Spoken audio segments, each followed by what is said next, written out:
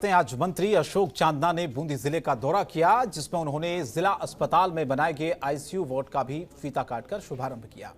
वहीं ICU ward के शुभारंभ के दौरान चांदना ने कहा कि 10 वार्ड के इस एयर कंडीशन आईसीयू वार्ड में आम लोगों और मरीजों को काफी राहत मिलने की उम्मीद है। साथ ही चांदना का कहना है कि लगातार सरकार प्रयास कर रही है कि स्वास्थ्य सेवाओं को और भी दुरुस्त किया जाए ताकि आमजन को किसी प्रकार की कोई समस्या ना हो। इस शुभारंभ के दौरान मंत्री अशोक चांदना के साथ जिला प्रमुख, मुख्य चिकित्सा और स्वास्थ्य अधिकारी महेंद्र त्रिपाठी के साथ डॉक्टर प्रभाकर भी मौजूद थे।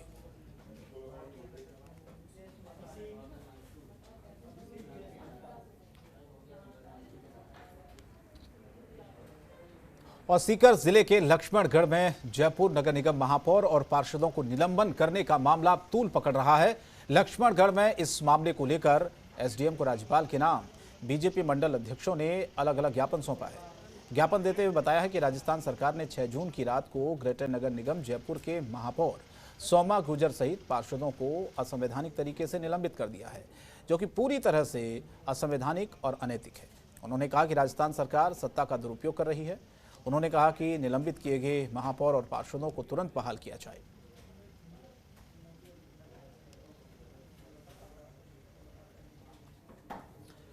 और जयपुर में निलंबित महापौर सौम्या गुर्जर के पति राजाराम का बीबीजी कंपनी को 267 करोड़ के भुगतान के बदले 20 करोड़ रुपए रिश्वत मांगने का कथित वीडियो वायरल होने से सियासी सरगर्मी तेज हो गई है। इस मामले को लेकर बीजेपी के प्रमुख नेताओं और पूर्व प्रदेश अध्यक्ष अरुण चतुर्वेदी, जयपुर सांसद रामचरण बोहरा, प्रदेश उपाध्यक्ष अजय पाल सिंह और पूर्व विधायक मोहनलाल गुप्ता, जयपुर शहर अध्यक्ष राघव शर्मा ने संयुक्त बयान दिया है। इन लोगों का यह कहना है कि कांग्रेस सरकार ने महापौर डॉक्टर सौम्या गुर्जर को जिस अलोकतांत्रिक तरीके से हटाया है, उसके खिलाफ महापौर ने कोर्ट में याचिका दायर की।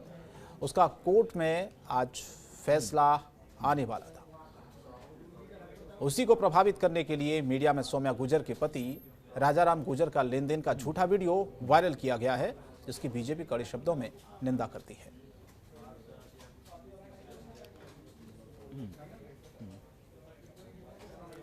और जहां कोरोना महामारी में गरीब और असहायों के लिए पूरे देश के रियल हीरो बने सोनू सूद एक बार फिर से राजस्थान के जालोर में 10 दिन की बच्ची के लिए देवदूत बनकर सामने आए हैं।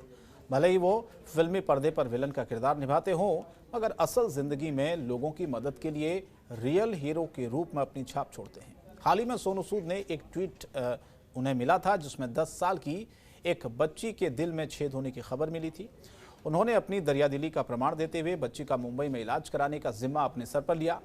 जालोर के गोडीजी क्षेत्र के रहने वाले पति पत्नी 1 जून को सोनू सूद से उन्होंने मदद की गुहार लगाई और सोनू सूद ने इस बच्ची की किस तरह से मदद की, ये आप देखिए। क्योंकि सोनू सूद लगातार जिस तरह से उनके पास मदद के लिए ट्वीट आते रहे हैं और हमेशा सोनू सूद ऐसे ही लोगों के लिए वरदान साबित हुए हैं, उनकी ज़रूरतों को पूरा किया। चाहे कोविड काल की बात हो, चाहे बाकी समय की बात हो, सोनू सूद हमेशा से ही ज़रूरतमंद लोगों की सेवा करते रहे हैं। और जोधपुर से ये वाकया जो सामने आया है, जहां पर बच्ची की मदद सोनू सूद ने की है, दरअसल एक ट्वीट करके सोनू सूद से इस बच्ची की मदद की गुहार लगाई गई थी।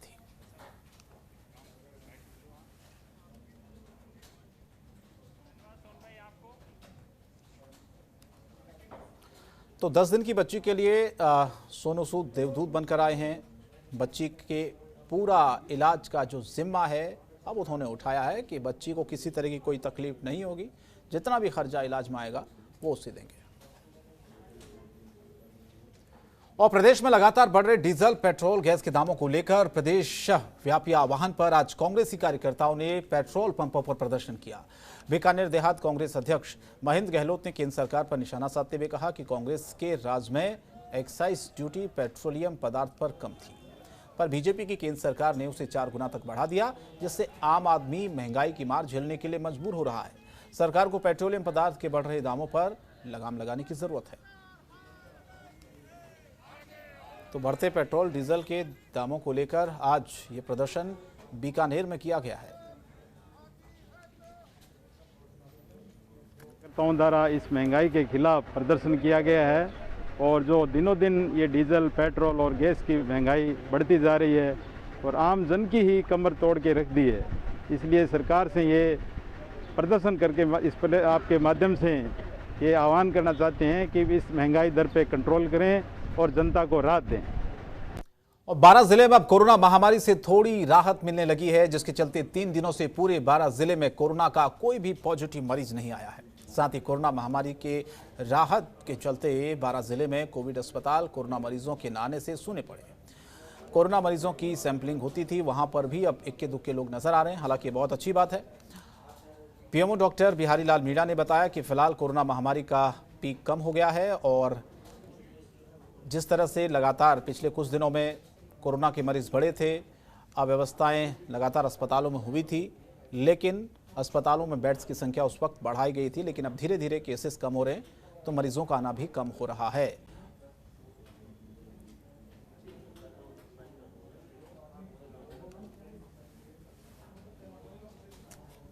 बारां जिला कलेक्टर ने बबूलिया कला गांव में वैक्सीनेशन सेंटर का निरीक्षण किया। निरीक्षण के दौरान चिकित्सा कर्मियों से बातचीत कर कोरोना महामारी और टीकाकरण को लेकर जरूरी दिशा निर्देश दिए गए। टीकाकरण के प्रति आमजन को जागरूक करने को कहा गया। साथ ही बारां जिला कलेक्टर राजेंद्र विजय ने कोविड कोर कमेटी की बैठक ली, जहां पर बारां जिले में टीकाकरण में पीछे रहने की बात स्वीकारी। 11 जून को कोर कमेटी की बैठक के दौरान जिला कलेक्टर ने कहा है कि बारां जिले में इस बार कोरोना वायरस मरीजों की तादाद पिछली बार की अपेक्षा ज्यादा रही। वहीं बारां जिला में कोरोना वायरस का टीकाकरण और जिलों की अपेक्षा कम रहा है, जिसको स्वीकारने में कोई परहेज नहीं है। साथ ही बारां जिला में टीकाकरण में पीछे रहने का कारण जिला कलेक्टर ने नेट की समस्या और बारां में टीकों की आयात का कम होना बताया है।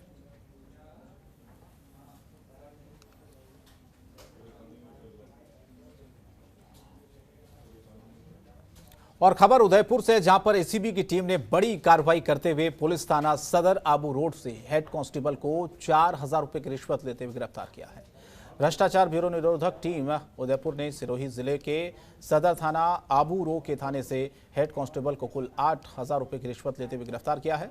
जानकारी मिली है कि सदर थाना क्षेत्र में भैंस चोरी होने का परिवाद दिया था, जिसकी जांच रिश्वत आरोपी हेड कांस्टेबल मोतीलाल कर रहा था। जांच के दौरान हेड कांस्टेबल मोतीलाल ने भैंस चोरी के आरोपी और पीड़ित के बीच समझौता कराया और 10,000 रुपए की मांग की, जिस पर 8,500 रुपए देने का फैसला हुआ। पीड़ित ने 4,500 रुपए पहले ही दे दिए और बकाया 4,000 रुपए की रिश्वत के आरोपी हेड कांस्टेबल ने मांग की, जिस पर एसीबी की टीम ने शिकायत के सत्यापन पर हेड कांस्टेबल को 4,000 रुपए की रिश्वत लेते हुए गिरफ्तार कर लिया।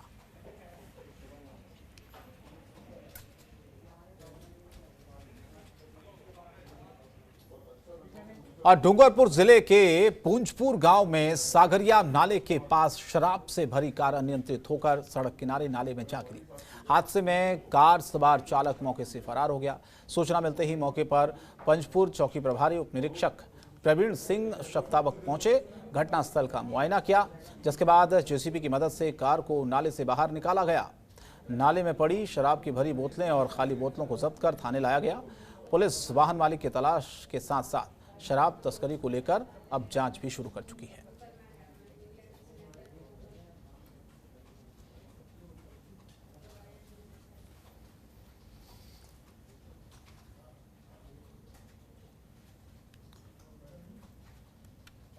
तो डूंगरपुर में यह हादसा हुआ है।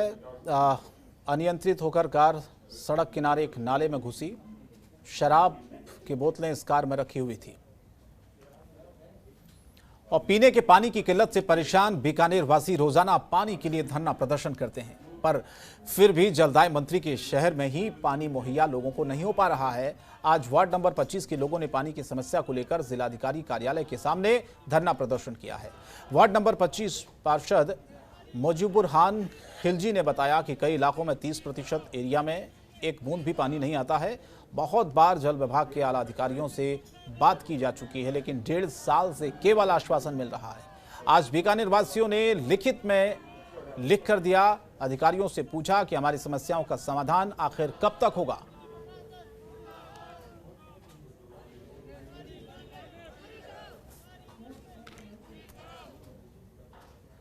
कोरोना संक्रमण को रोकने के लिए देश और प्रदेश भर में कोरोना वैक्सीनेशन का काम जोर शोर से चल रहा है, लेकिन इसी दौरान कई ऐसे पाक विस्थापित हैं जिनके पास भारतीय नागरिकता नहीं होने के चलते प्रदेश भर में कोरोना वैक्सीन नहीं लगाई जा रही थी।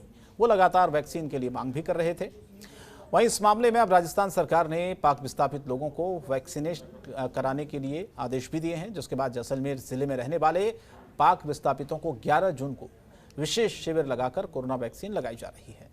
बता दें कि जैसलमेर जिला मुख्यालय स्थित किसान भवन में पाक विस्थापितों के लिए विशेष शिविर लगाया गया, जिसमें CIDBI के अधिकारियों सहित कई चिकित्सा विभाग के अधिकारी थे। वैक्सीन लगाने को लेकर पाक विस्थापितों में भारी उत्साह भी देखने को मिला और इसी दौरान युवा, बुजुर्ग हो, सभी ने बढ़ चढ़कर वैक्सीन लगवाई। इसमें कई महिलाएं भी शामिल थी।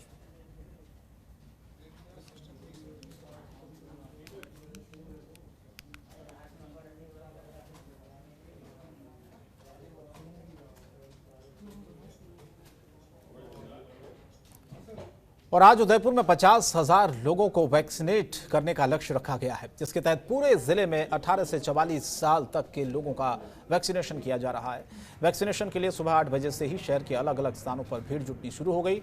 उदयपुर के सुखाड़िया विश्वविद्यालय के विवेकानंद सभागार के बाहर करीब 5,000 स्टॉल बांटे गए, जिसके लिए टेंट लगाकर व्यवस्था हुई, लेकिन सुबह 10 बजे से ही लोगों की भीड़ इकट्ठा होने लगी।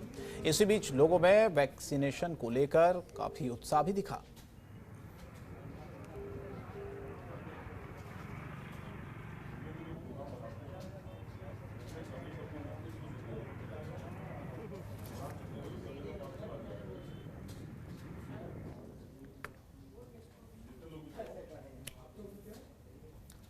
और फिलहाल इस बुलेटिन में इतना ही, लेकिन जनतंत्र टीवी पर खबरें जारी हैं। नमस्कार।